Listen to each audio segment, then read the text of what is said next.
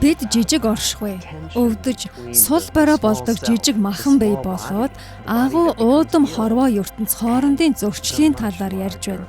Тийм үү?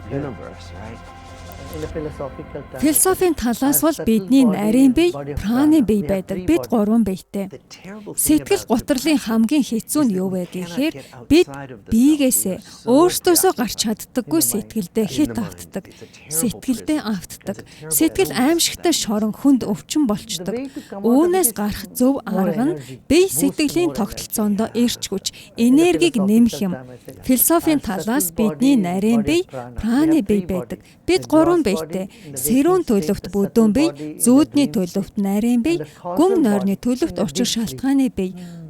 Гүн нойрсож байхдаа бид ухамсарынхаа илүү өргөн талыг мэдэрдэг. Сэрүүн үедээ үүний илэрлийг хэрхэн мэдрэх вэ? Бясалгалаар. Бясалгалаар уу? Амьсгалын техник, хөгжим зэргээр нарийн бие цэнэглэгддэг. Тэгээд яадаг вэ гэхээр хүн бусдад илүү туслах хүсэлтэй болдог. Та эрч хүчээр дүүрэн байхад бусдад туслах нь таны мөн чанар болдог. Учир нь та илүү их эрч хүчтэй байгаа. Тийм ээ? Харин энерги дутагдвал сэтгэл гутралд ордог. Ангаахын оюутнуудыг, залуу эмч нарыг хүмүүст бүрэн анхаарлаа хандуулж, чин сэтгэлээ зориулан хамт байх чадварт сургах хөтөлбөрийг танд би мэднэ. Тэнд та үнэхээр чухал зүйл хэлсэн. Зовлон шаналлгүй сэтгэлтэй байх нь хүн бүрийн төрлөх эрх гэсэн. Амьдралын асар их зовлон шаналлтай нүүр тулж ажиллах сонголтыг хийж байгаа ангаахын оюутнуудад ийм үг хэлэх нь үнэхээр гайхалтай санагдсан. Энэ талаар илүү дэлгэрэнгүй ярьж өгөөч. Зовлон шаналлаас ангид сэтгэлийг хэрхэн бий болгох вэ? Амьдралыг илүү өргөн хүрээнд харах нь таны асуудал бэрхшээлүүдийг маш жижиг болгодог. Ямар ч зовлон шаналлын цаана тодорхой шалтгаан байдаг. Тэр шалтгаан нь заавал хүнд биш, харин өнгөрсөнд болсон зүйлс. Эсвэл яг одоо болж буй нөхцөл байдалтай холбоотой байдаг. Мөн энэ нь таны хүсэл тэмүүлэлтэй холбогддог. Жишээ нь та ямар нэг зүйлийг үнэхээр хүсээд ч тэртээ биелээгүй бол та гунигалдаг. Харин амьдралыг илүү өргөн цар хүрээгээр харвал таны хүсэл болоод урам хугарал бүгд өчүүхэн мэт санагдана. Ингэж та тэр асуудлыг давж гарах юм. Тэгээд та дотоод эрх чөлөөг мэдэрдэг. Тэр дотоод эрх чөлөө л жинхэнэ аз жаргал байдаг. Хятадд 9-10 жил ганцаараа дууга хураан бясалгадаг эртний зэн багш нарын тухай түүхүүд байдаг. Тэдгээрийг гэгэрлийн агуу түүхүүд гэдэг. Гэхдээ надад бол энэ аимшигтай санагдчихна. Дууга хураан нам гүн байх нь мэдээж сайн. Гэхдээ альва зүйл хэтэрхээрээ сайн биш. Олны дунд хит их байх нь хит их дууга хураах шиг л муу, тийм шүү? Дундыг барих хэрэгтэй. Дундыг барих хэрэгтэй.